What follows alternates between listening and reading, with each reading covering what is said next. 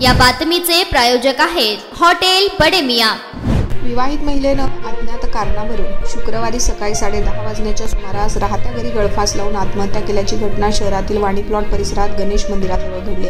अंकिता वैभव किरडे वय वर्ष 25 राहत्या घरात साडीच्या साहाय्याने गळफास घेऊन आत्महत्या केलेल्या विवाहितेचं नाव आहे प्रतीक किरडे यांनी याबाबत शहर पोलीस ठाण्यात फिर्याद दिली आहे। फिर्यादीत म्हटलंय, मृत अंकिताईचा विवाह वैभव विकास किरडे यांच्याशी 4 वर्षांपूर्वी झाला। आज सकाळी 9:30च्या सुमारास घरातील सर्व सदस्य कामानिमित्त बाहेर गेले। घरात अंकिताही आपल्या लहान मुलांसह एकटीच होती। या दरम्यान नेहमीप्रमाणे घरकामासाठी आलेल्या सुनंदा या महिलेला घरात कोणी दिसलं नाही। त्यांनी खिडकीतून पाहिलं असता अंकिता हिने साडीने फॅनला गळफास घेऊन आत्महत्या केली आहे। तातडीने शेजारी प्रतीक यांना याबाबत माहिती दिली। प्रतीक यांनी घटनास्थळी जाऊन पाहिले असता त्यांनी तात्काळ बार्शी शहर पोलीस ठाण्यात खबर दिली। पोलिसांनी पंचनामा करून पुढील तपास सुरू केला। आत्महत्येचं कारण अद्याप अस्पष्ट आहे।